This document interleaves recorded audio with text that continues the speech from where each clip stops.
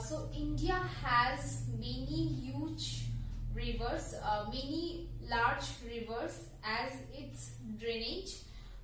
Now the northern plain region of India is formed by three important rivers. We read about them. These three rivers are Indus, then Ganga, after that Brahmaputra. So we read about these three rivers, the name of these three rivers, while we were reading about the form or origination of the northern plain region. Okay, and talking about the drainage of India, the drainage of India can be classified into two parts. Okay, on the basis of its origin, we can classify into two parts. So these are the northern rivers, North Indian rivers, and then the South Indian rivers. And these North Indian rivers can be named as Himalayan rivers because these three rivers mainly originate from the Himalaya. Okay, and the South Indian rivers, we can call them as peninsular river as well. Okay, now we will focus on the North Indian rivers. So in North Indian rivers, there are three important or large major rivers are there. These are the Indus, then Ganga, after that Brahmaputra, right? So we have heard about them in the first portion of the session. Now in the drainage system, we will see each of these three rivers with more details. Okay.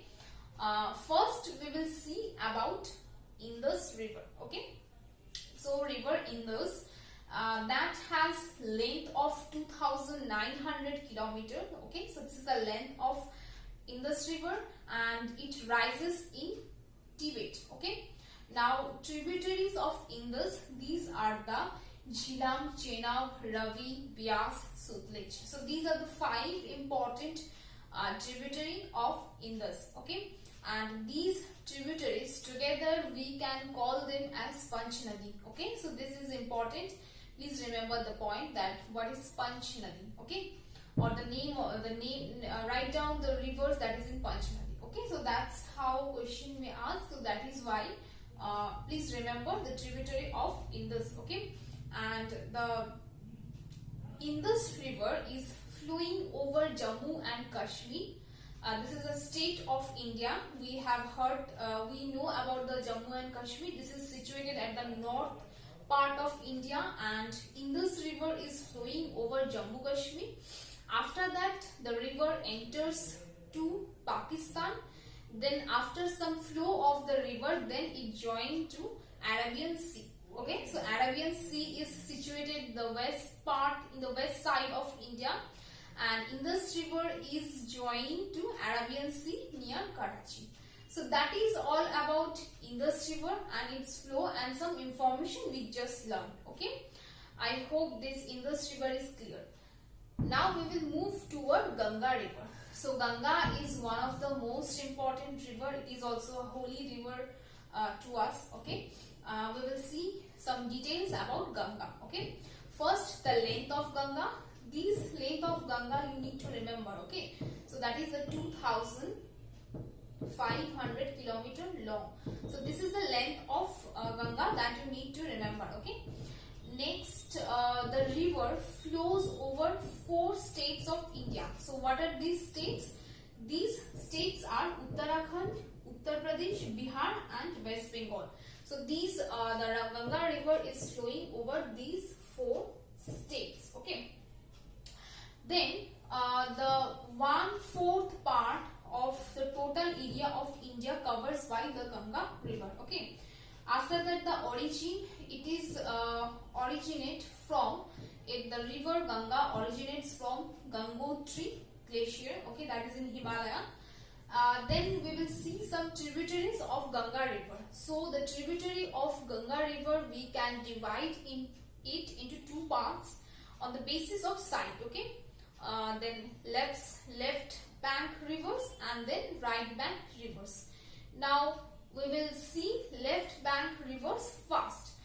First, we will talk about left bank river. So, in the left bank of Ganga, there are 5 important rivers that we need to memorize, or we need to know. Okay, so these are the Ram Ganga, then Gomati, then Gharghara, Gandak, and then Koshi. So these are the 5 left bank tributary of Ganga that you need to remember from here or from this part. Okay, and they are main rise of. Okay, so these left bank tributaries are mainly originate from the glacier of Himalaya. So that is also one important point of left bank tributaries. Clear? Next, we will see or focus on right bank tributaries. So in the right bank tributaries of Ganga, there are 3 important rivers are there. We need to remember them. These are the Son, then Betwa, then Chambal. Okay, so I am underlining these 3 rivers. This is Son, Betwa, then Chambal. Okay, so these are 3 left bank rivers, and these rivers are originate from the peninsular part of India. Okay, then only one important point from here, that only one right bank river, that is Yamuna, right bank tributary. So Yamuna is a right bank tributary of Ganga which rises in Yamunotri glacier. Okay, so what we have learned from here, we learned about tributaries. I am talking about tributaries because you may mix these tributaries, which one is left bank, which one is right bank, you may mix up, so that is why I am clearing it. Okay, so left bank river, there are 5 rivers are there, Ramganga, Gomati, Gharghara, Gandak, and then Koshi. So these are the 5 rivers of left bank river, and all of these rivers are originate from the glacier of Himalaya. And about the right bank rivers, there are 3 important rivers. These are the Son, Betwa, and then Chambal. And Yamuna river is also there. So don't mix up these left bank and right bank rivers, because question may ask, this type of question may ask, suppose correct the following statement. Ram Ganga is a right bank tributary. So in that case, you have to correct the statement. So that is why I am asking to give your attention or focus in the left bank and right bank tributaries. So that is all about Ganga and Indus. Now we will see river Brahmaputra. Students, now we will see river Brahmaputra. So the length of river Brahmaputra is 2700 km, and it rises near the Mansarovar lake, and it flows to the east through the Tibet as the Sangpo. So while the Brahmaputra river originates in the place Mansarovar lake, it flows through Tibet, and then it has name that is Sangpo. Then it enters to India from the state Arunachal Pradesh. After that, it enters to Assam, and then it enters to Bangladesh, and there Brahmaputra river and Ganga river together named as Padma river, and this Padma river is meeting with Bay of Bengal. Okay, and now some tributaries of Brahmaputra river we will see. So the right bank tributaries are Tista, then Barali, then Torsa, then Subarnasiri. So these are the right bank tributary of Brahmaputra.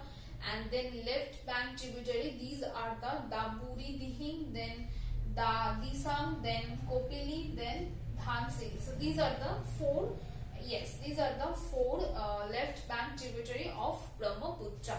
So I hope this Brahmaputra is clear. So in the northern rivers, we completed 3 rivers. These are the Indus, Ganga, and Brahmaputra. Okay. Now we are moving forward with the South Indian rivers. So South Indian rivers has a name, that is Peninsular River, and Peninsular River can be divided on the basis of its flow into 2 parts, like the west flowing rivers and the east flowing rivers. First we will see about the west flowing rivers. Okay, so in west flowing rivers there are lots of rivers. There are some rivers are there. So from these west flowing river of peninsular India, we will talk about them, Narmada and Tapi. Okay, so first we are talking about Narmada. So Narmada is the longest among the west flowing of peninsular river system. So this is the longest west flowing peninsular river. Okay, so this is important. Now it rises near Amarkantak Plateau and flows between Vindhya and Satpura range, and then it emptying itself in the Gulf of Khamba, that is in Gujarat. Okay, so this was about Narmada river. I hope the Narmada river is clear. And then we will see Tapi river. So Tapi river get it rise from Madhya Pradesh, then it flows on the south of Satpura range and drainage into Arabian Sea. So these are the two west flowing river of peninsular India, and one important point from these west flowing rivers are that these two rivers do not form any delta, and then the river is flowing through the Rift Valley between the Satpura and Vindhya range. So this is all about the southeast flowing South Indian rivers. Now we will move forward to the East flowing South Indian rivers.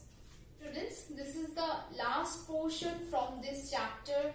Now we will talk about the east flowing peninsular rivers. So in the east flowing peninsular rivers, there are four major rivers. These rivers are Godavari, Mahanadi, Krishna and Kaveri, as I wrote here. So these are the four major east flowing rivers, and from these rivers we need to know their details, like their origin, if they have any tributaries, all these things we need to know. And one important point that these four rivers are meeting with Bay of Bengal. As we know that Bay of Bengal is just west of India, so that is why it is meeting. These rivers are meeting in Bay of Bengal. Okay, suppose I am talking about Godavari. So this is the longest river of peninsular India, and this Godavari river is also known as the Ganga of South. Okay, so these are the information, this kind of information you need to prepare from these four rivers. Like Krishna is originating from the Western Ghat, and then it flows over Maharashtra. Krishna is originating from Mahabaleshwar. Okay, then it's flowing over Maharashtra, Karnataka and Andhra Pradesh. Over these three states, Krishna river is flowing, and then it is meeting to Bay of Bengal. River Kaveri river is rises in Brahmagiri hills of Western Ghat, then it is flowing over Karnataka and Tamil Nadu. So that is all about the east flowing rivers. Other than that, beside these four rivers, some rivers are there like Pennar, then the Palar, then the Vaigi. So these are the three east flowing rivers. Okay, and for the west flowing rivers, we read about west flowing rivers. So after the two major rivers, there are some east-west flowing rivers are there. So these are the Sharavati river, Mandovi river, that is flowing in Goa. So this is a major river of Goa. Then Periyar rivers. These are the west flowing rivers of India, and they are also meeting in Arabian Sea. So students, that is all about the drainage of India. I hope this chapter is clear to you all. If you have any doubt from any part of this chapter, you can call me. I am there to clear your doubts. Thank you all.